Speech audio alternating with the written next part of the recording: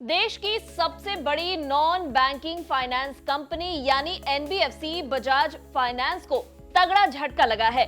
RBI ने Bajaj finance पर सख्त एक्शन लिया है। रिजर्व बैंक ने एनबीएफसी को 2 लेंडिंग प्रोडक्ट्स के तहत लोन मंजूर करने और बांटने पर रोक लगाने को कहा है।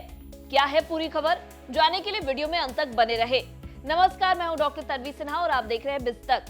अगर आप बजाज फाइनेंस के कस्टमर्स हैं तो ये खबर आपके लिए बेहद जरूरी है। आरबीआई ने बजाज फाइनेंस लिमिटेड से फौरन 2 लेंडिंग प्रोडक्ट्स ई कॉम और इंस्टा ईएमआई कार्ड के तहत लोन की मंजूरी देने और डिसबर्समेंट पर रोक लगाने का आदेश दिया है। आरबीआई का ये आदेश तत्काल लागू हो गया है।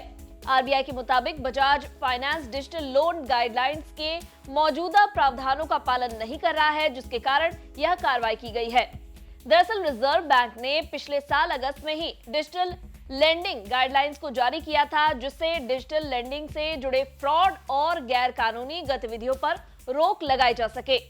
आरबीआई ने बयान जारी करते हुए कहा है कि ये कार्रवाई इसलिए जरूरी हो गई क्योंकि कंपनी भारतीय रिजर्व बैंक के डिजिटल लोन के दिशा निर्देशों के मौजूदा प्रावधानों का पालन नहीं कर रही थी। खास तौर से इन 2 लोन प्रोडक्ट्स यानी कि ई कॉम और इंस्टा ईएमआई कार्ड के तहत कर्ज लेने वालों को महत्वपूर्ण फैक्ट स्टेटमेंट यानी कि की फैक्ट स्टेटमेंट्स जारी न करने और दूसरे डिजिटल लोन की मंजूरी देने में मुख्य फैक्ट स्टेटमेंट में कमियों के कारण यह कार्रवाई जरूरी हो गई थी। आरबीआई ने भारतीय रिजर्व बैंक एक्ट 1934 के तहत मिले अधिकारों का इस्तेमाल किया है। आरबीआई ने बजाज फाइनेंस को कमियां दूर करने के लिए कहा है, जिसके बाद लगाए गए प्रतिबंधों की समीक्षा की जाएगी। बता दें, पुणे हेडक्वार्टर वाली Bajaj finance RBI registered deposit लेने वाली गैर बैंकिंग वित्तीय कंपनी यानी एनबीएफसी है। ये देश की अग्रणी एनबीएफसी है और इसे NBFC investment and credit company के रूप में क्लासिफाई किया गया है, जो कि रिटेल, स्मॉल, मीडियम और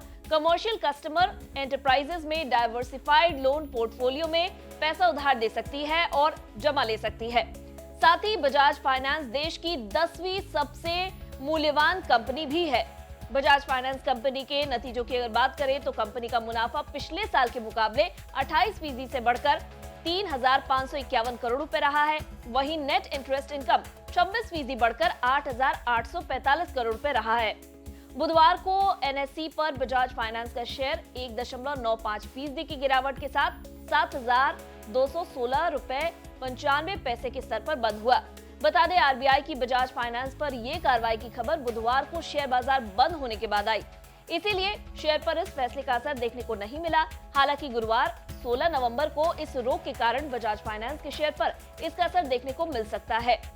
बजाज फाइनेंस के शेयर ने पिछले 6 महीने में अपने निवेशकों को 6.37% का रिटर्न दिया है। अगर हम पिछले 1 साल की बात करें तो फिर इसके शेयर ने निवेशकों को 4.67% का रिटर्न दिया है और 5 साल में पूरे 200% का प्रॉफिट कमा के दिया है। अगर आपको हमारे इस वीडियो में दी गई जानकारी पसंद आई हो तो इसे लाइक और शेयर जरूर करें। साथ ही बिजनेस जगत की खबरों से अपडेटेड रहने के लिए बने रहे हमारे साथ और देखते रहे बिज तक।